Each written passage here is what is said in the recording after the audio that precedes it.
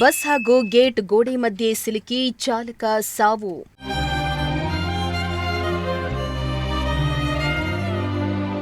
ಕರ್ತವ್ಯ ಮುಗಿಸಿ ವಾಪಸ್ ತೆರಳುವಾಗ ಭೀಕರ ದುರಂತ.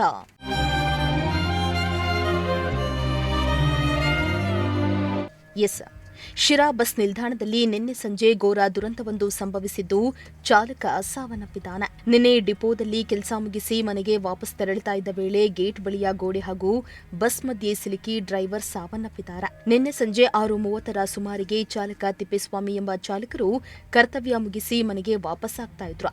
ಈ ವೇಳೆ ಬಸ್ ಹಾಗೂ ಡಿಪೋ ಗೇಟ್ ಬಳಿಯ ಗೋಡೆ ಮಧ್ಯೆ ಸಿಲುಕಿ ಸಾವನ್ನಪ್ಪಿದ್ದಾರೆ.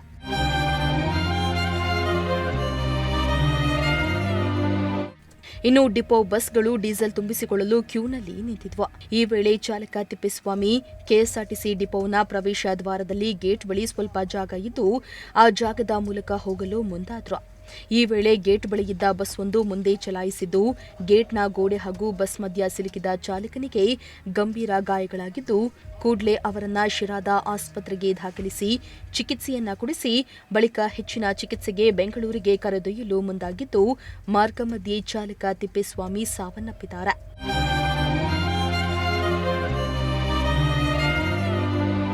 ಇನ್ನು ಮೃತ ತಿಪ್ಪೇಸ್ವಾಮಿ ಅವರ ಮೃತದೇಹವನ್ನು ಶಿರಾದ ಕೆಎಸ್ಆರ್ಟಿಸಿ ಘಟಕಕ್ಕೆ ತರಲಾಗಿದ್ದು ತುಮಕೂರು ವಿಭಾಗದ ಬಸವರಾಜ್ ಹಾಗೂ ಶಿರಾ ಘಟಕದ ವಿಭಾಗೀಯ ನಿಯಂತ್ರಕ ಮಂಜುನಾಥ್ ಸೇರಿದಂತೆ ಹಲವಾರು ಸಿಬ್ಬಂದಿ ಅಂತಿಮ ದರ್ಶನವನ್ನ ಪಡೆದರು. ಹಿರಿಯ ಚಾಲಕ ತಿಪ್ಪೇಸ್ವಾಮಿ ಚಿನ್ನದ ಪದಕ ಪಡೆದವರಾಗಿದ್ದು ಕೆಲಸದಲ್ಲಿ ಯಾವುದೇ ರೀತಿಯ ಕೆಟ್ಟ ಹೆಸರನ್ನ ಪಡೆದುಕೊಂಡಿರಲಿಲ್ಲ.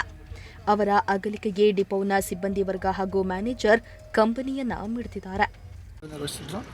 ಅವರಿಗೆ 57 ವರ್ಷ ವಯಸ್ಸಾಗಿತ್ತು. ಅಷ್ಟೇ ಅಲ್ಲದೆ ನಮ್ಮ ಸಂಸ್ಥೆಯಲ್ಲಿ ಚಿನ್ನದ ಪದಕ ವಿಜೇತ ಚಾಲಕರಾಗಿದ್ದರು. ಅಂತಂದರೆ ಚಿನ್ನದ ಪದಕ ವಿಜೇತರ ಅಂತಂದರೆ ಯಾವುದೇ ಒಂದು ಅಪಘಾತ ಮಾಡ್ದಲೆ ಉತ್ತಮವಾದ ಒಂದು ಹಾಜರಾತಿ ಇಟ್ಕೊಂಡು ಉತ್ತಮವಾದ ಒಂದು ನಡವಳಿಕೆಯೊಂದಿಗೆ ಯಾರು ಕೆಲಸ ನಿರ್ವಹಿಸ್ತಾರೋ ಅವ್ರಿಗೆ ನಮ್ಮ ಸಂಸ್ಥೆಯಲ್ಲಿ ಚಿನ್ನದ ಪದಕ ಕೊಡ್ತಾರೆ. ಆ ಒಂದು ಚಿನ್ನದ ಪದಕದ ವಿಜೇತರಾಗಿದ್ದರು.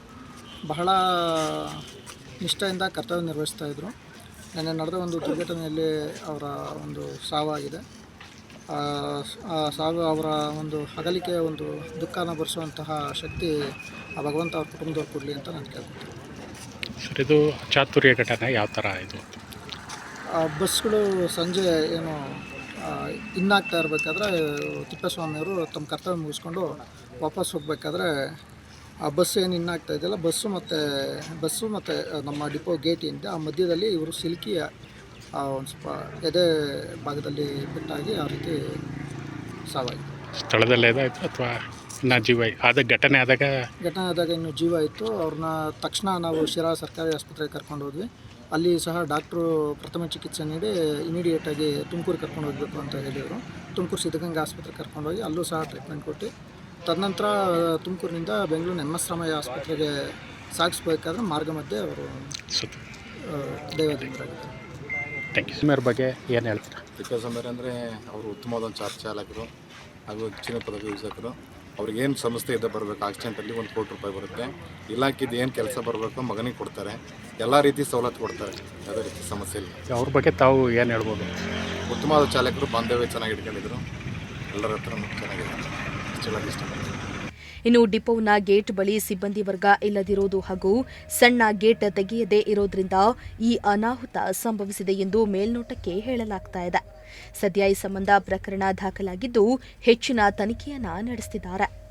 ಶ್ರೀಮಂತ ಪ್ರಜಾಶಕ್ತಿ ಟಿವಿ, ಶಿರಾ.